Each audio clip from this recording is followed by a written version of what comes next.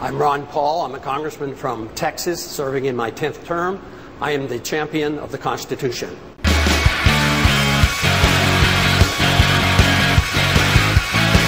Congressman Ron Paul, you appear to have consistent, principled integrity. Americans don't usually go for that.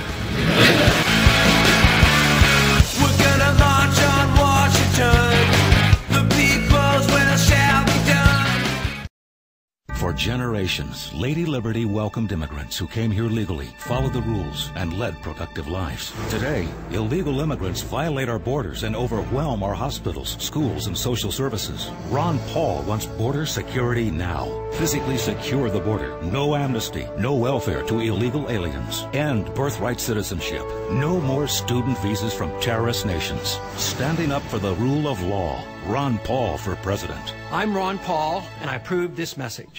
I think that's one of the biggest issues going on today is the immigration concerns. You're calling for action and not talk, and here's a couple of points for our viewers that you want. You want to physically secure our borders and coastlines, enforce visa rules, no amnesty, no welfare for illegal aliens. You want to end the birthright citizenship and pass true immigration reform.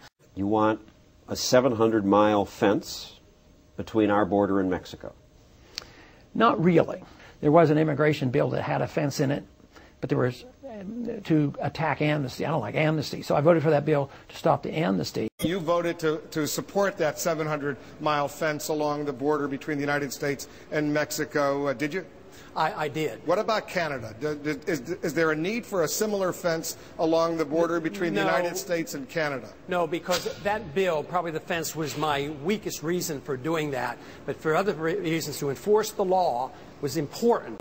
But I didn't like the fence. I don't think the fence can solve a problem. I find it rather offensive. What should we do?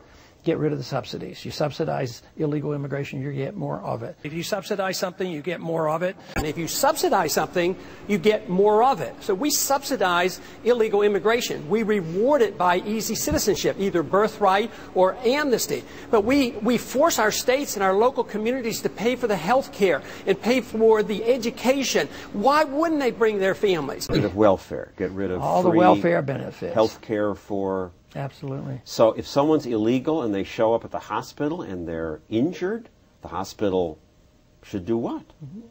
Be charitable and have no mandates by the federal government. Catholics want to take care of their offering to help a lot of these people. We want to punish them in some of these, reform bills. I'm not for that. But we wouldn't have so many there if they didn't know they were going to get amnesty. You promise them amnesty.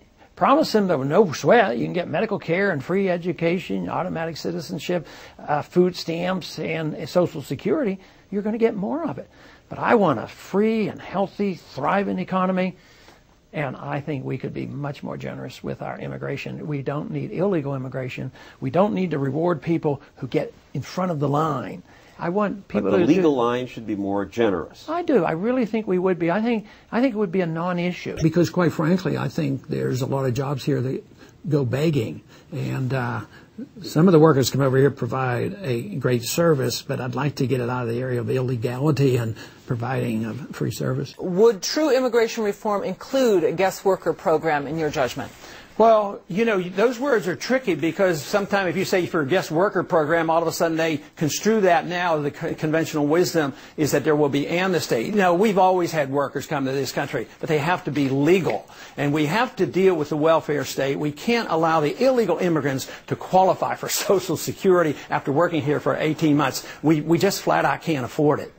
Today it's a big issue because people are hurting. They can't keep up with paying their bills. When they see people in the line using food stamps, they'll be in the emergency rooms, they'll demand bilingual education in the schools, and the costs are going up, school taxes go up. Get rid of all those programs. Everyone. I would. I think get rid of the incentives and work toward a real solution, which means that you do it legally and you have a healthy economy. And we would have probably a lot of people coming back and forth working in this country. There was a time when we had just workers coming back and forth. That was when they didn't expect to get easy amnesty. And because of our economic conditions, we do need workers. But if we had a truly free market economy, the illegal immigrants would not be the scapegoat. We would probably need them and they would be acceptable. But because of economic conditions, they have become the scapegoat. One thing that we haven't talked about here is about the economics of illegal immigration. You can't solve this problem as long as you have the runaway welfare state and excessive spending and the wiping out of the middle class through inflation, because that's what directs the hostility, is people are hurting. And then when we have all these mandates on the hospitals and on our schools, and no wonder the incentives are there. There's an incentive for a lot of our people not to work because they can get welfare. And then there's a lot of incentives because they know they're going to get amnesty. We gave it to the illegals in the 80s. And then we put mandates on the states to compel them to have medical care. And you say, well, that's compassionate. But what happens if the hospital closes and then the people here in this country don't get medical care? Our hospitals are literally closing in Texas because they can't afford the free health care and the free education. So I want to remove the incentives. So you can't divorce it from the economics. You've got to get rid of the incentives, no amnesty, and no forced benefits, because obviously they'll bring their families. And it just won't work if you try to see this in a vacuum, and you have to deal with it as a whole, as an economic issue as well.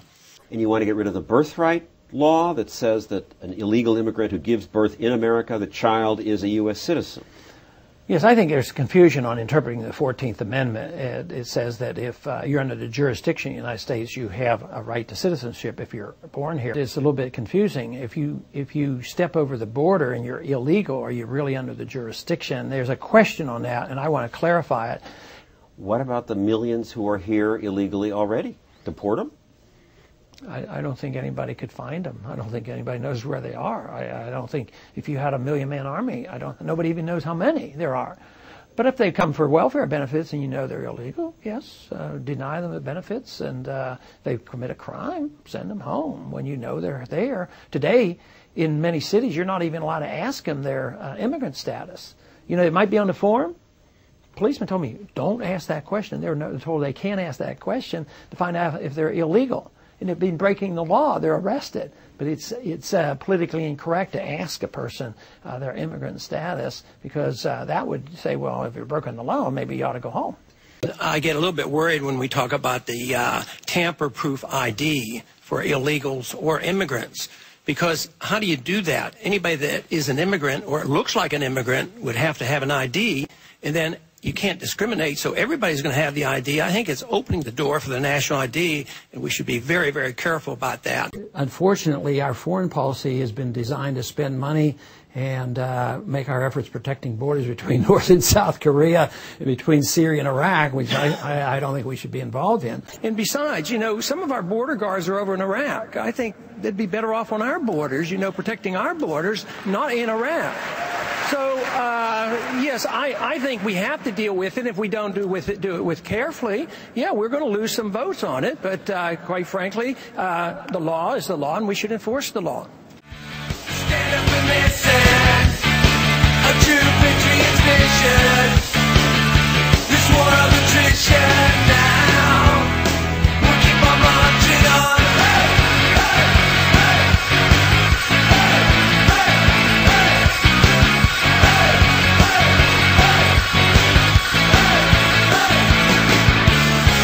Thank you very much for laying it out so clearly for us, Representative Ron Paul. Thank you, sir.